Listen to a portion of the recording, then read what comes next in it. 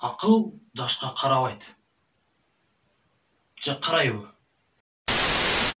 Ассаламу алейкум достор. Бүгүнкү биздин айта турган алгачкы окуянын башын акыл жашка карабайт деген сөз менен баштайлы деп чечтик. Бул кыргыздын макалы. Кыргыз эл өзү эле сөзгө ушундай чоң маани берип келген. Акыл жашка карабайт. Сиздер кандай ойлойсуздар? Анда эмесе кеттик. Күндөрдүн биринде бардар бай жашаган киши уулун айылга алып барып келүүнү чечет.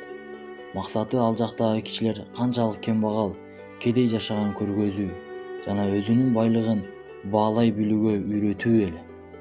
Алар айылдагы эң кедей үй бүлөдө бир күн, бир түн тургандан кийин өз үйлөрүнө кайтышат.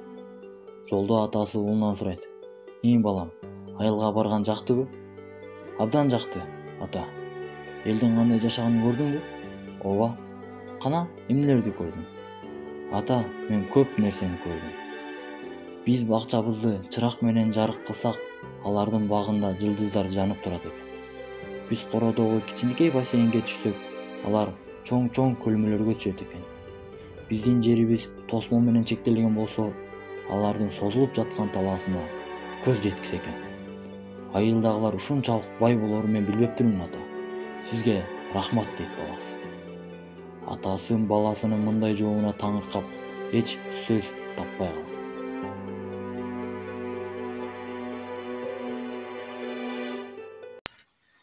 Бир тууганым, мен ушул видеону башында монтаждап, ушул роликтин үстүндө иштеп жатып, бир ойго туш болдум.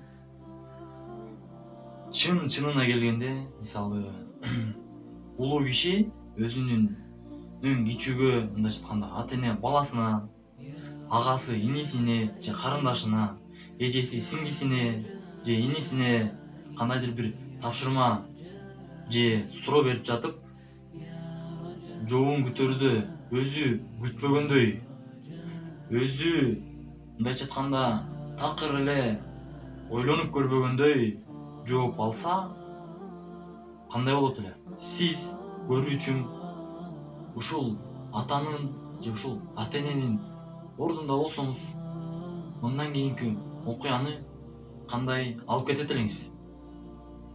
Балаңызга ачууңузду келтирет белеңиз же тескерисинче балаңызды мактайт белеңиз? Саламаттаңыз. Кечиресиздер, сиздерден бир өтүнүчүм бар эле. Эгер сиз ушул видеону көрүп жатсаңыз, биздин каналга катталууну унутпаңыз жана ошондой эле дос туугандар менен поделиться кылып, биздин видеолордон алдан ала кабардар болуп туруңуздар. Саламаттаңыз.